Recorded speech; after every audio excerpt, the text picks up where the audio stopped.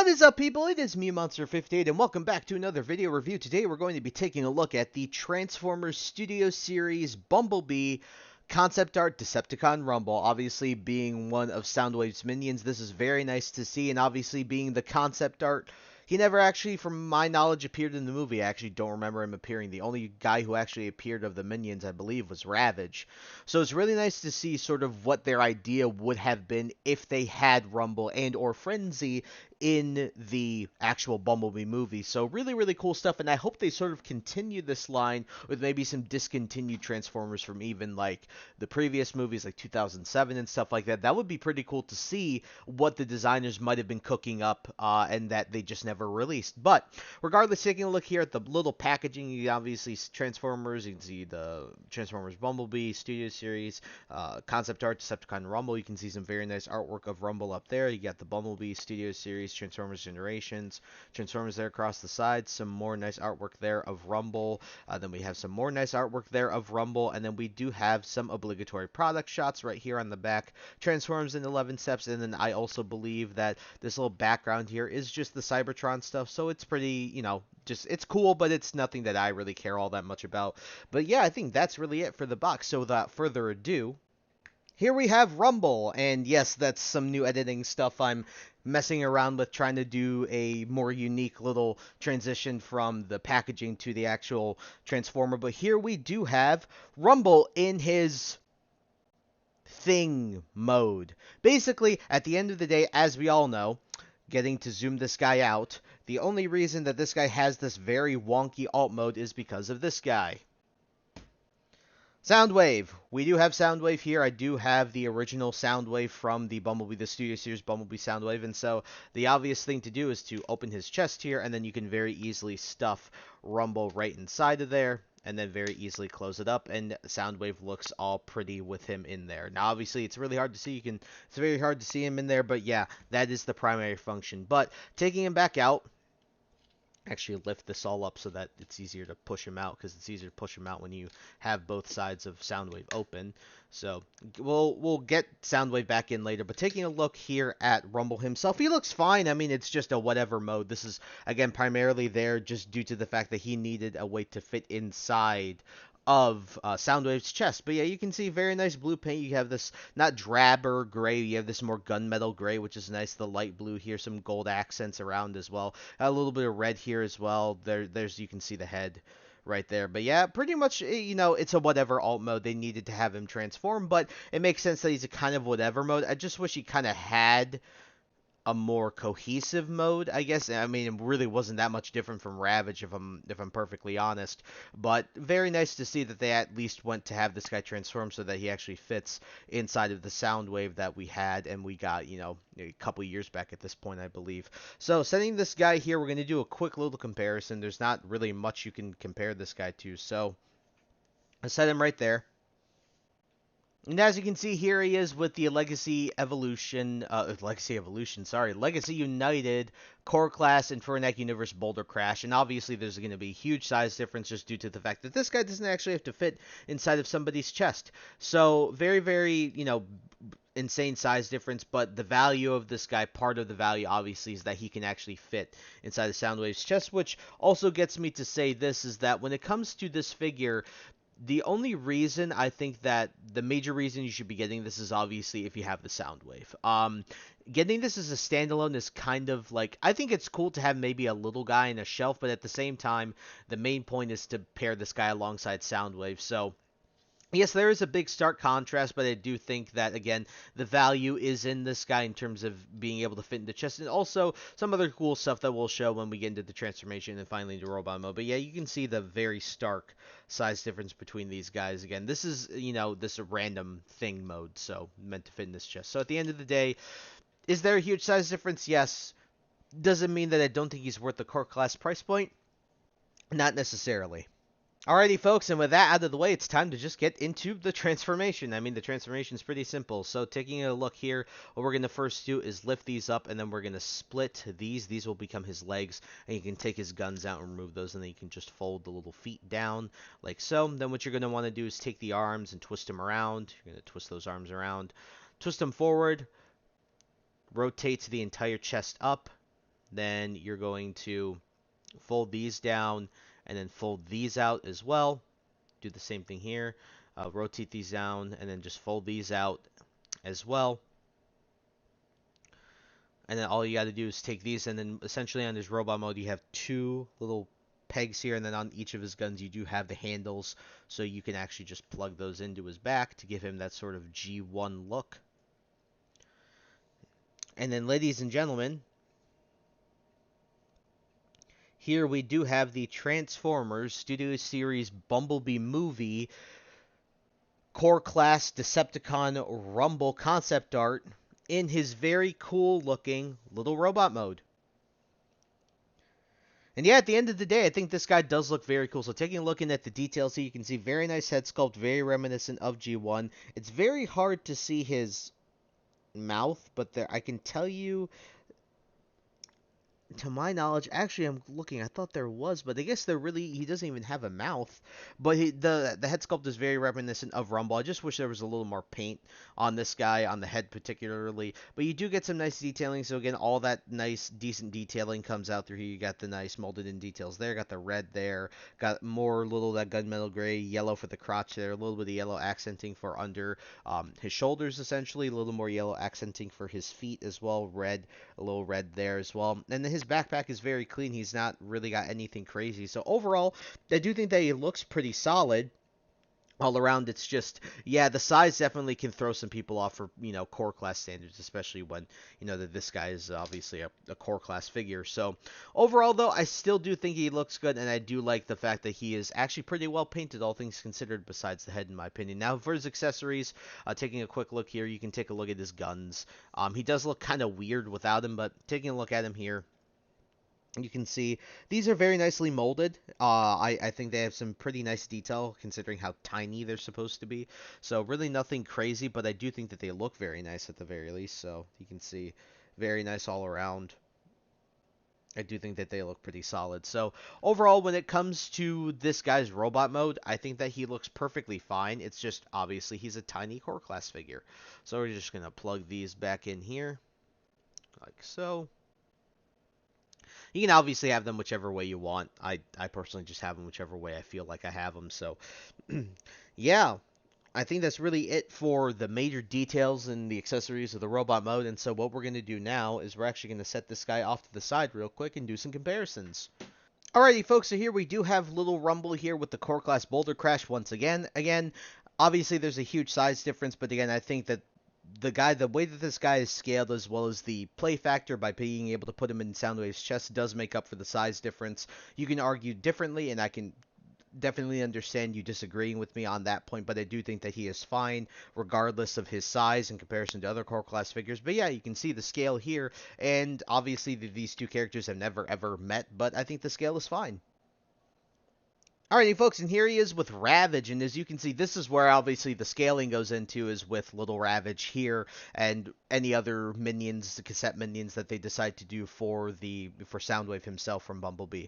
So, does look really, really solid. These two look great together. This is how they scaled in G1 as well, where, Rumble was obviously a bipedal, he was taller than Ravage, but I do think that these two look very nice together, and it would have been very cool to see both of these guys in the film, not just Ravage. But yeah, you can see that they do look very nice together. For another size comparison, here he is with the deluxe class Bumblebee, the B127, like the Cybertronian version of Bumblebee. As you can see, core deluxe makes sense to me. I think that Bumblebee obviously is still very good scale, but yeah, you can see I think that Rumble scales just fine here.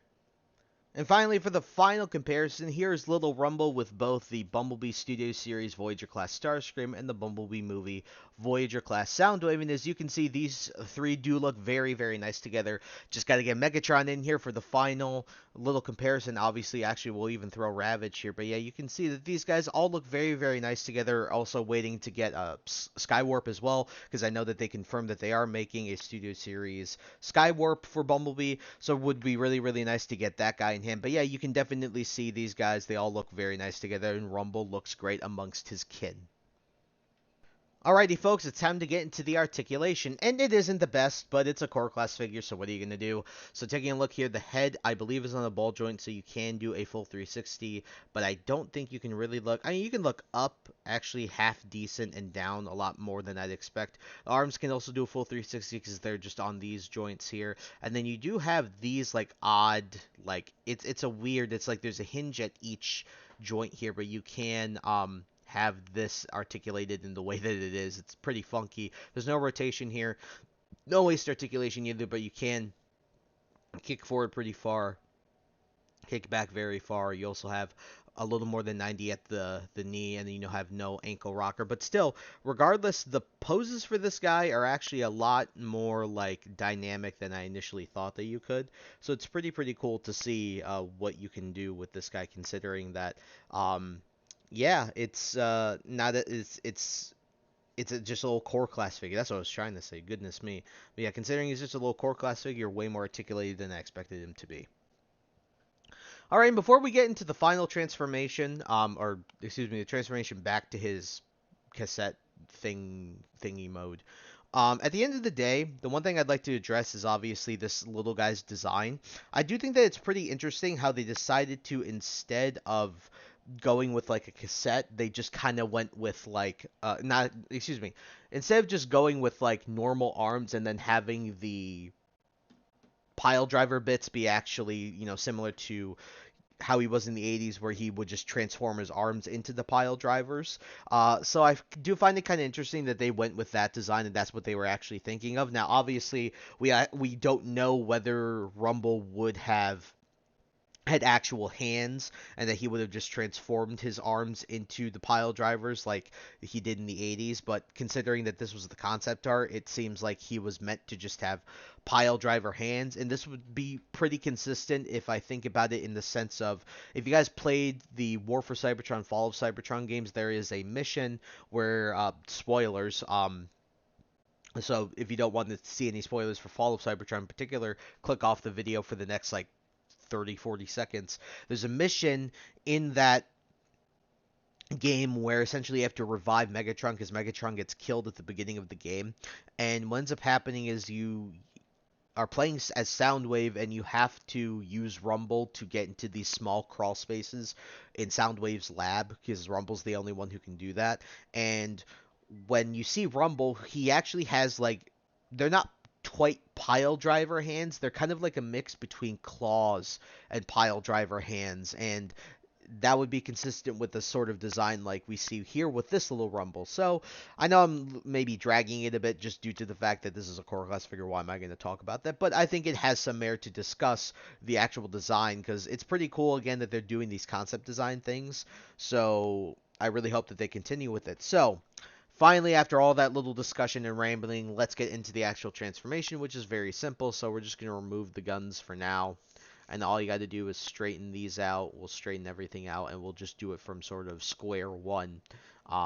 If, you just want to just transform him straight away. So we do have him straightened out now. So very simple. All you got to do is lift this up, and then lift this up, rotate that down, rotate this up, and then rotate this down for each of the arms. Then just rotate them around like so.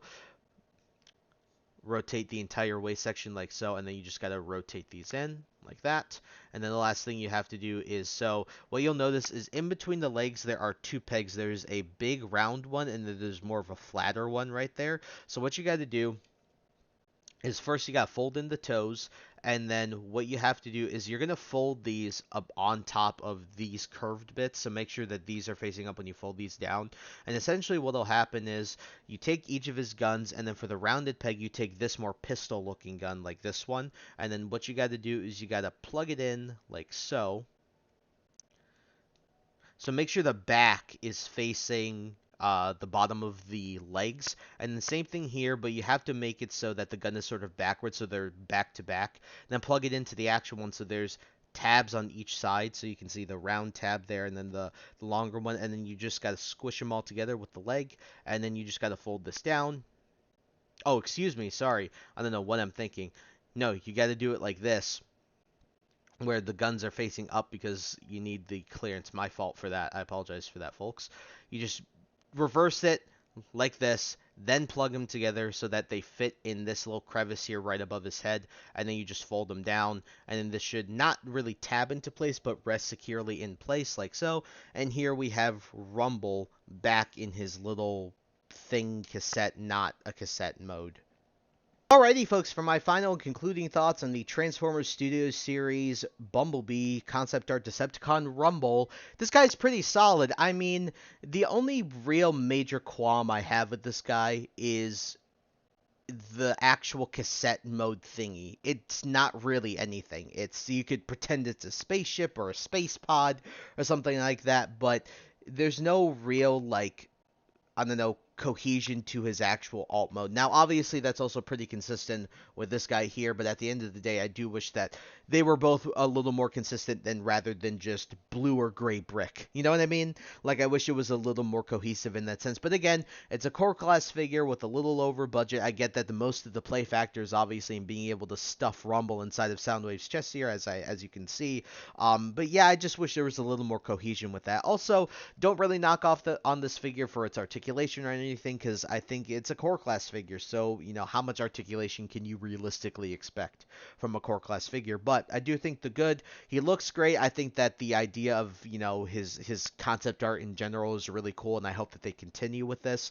I also do like that he's well painted for the most part. Again, I think it's just the head that's not really well painted. I wish it was had a little of black and blue in it. Would have helped make the head pop a little more. But I guess maybe they didn't want to. I don't know. I just wish it was a little more painted well. But it's a really nice modernization of what Rumble could be by giving him a taste of what he was like in G1, while also still retaining a more new, modernized, refreshed design. So overall, I do think that it's pretty solid. So out of a 10, I gotta probably give this guy between a 7 and an 8, probably leaning a little more towards the 7 rather than the 8. But I do recommend that you pick this guy up, because I think that they're going to be doing some amazing stuff with this concept art line.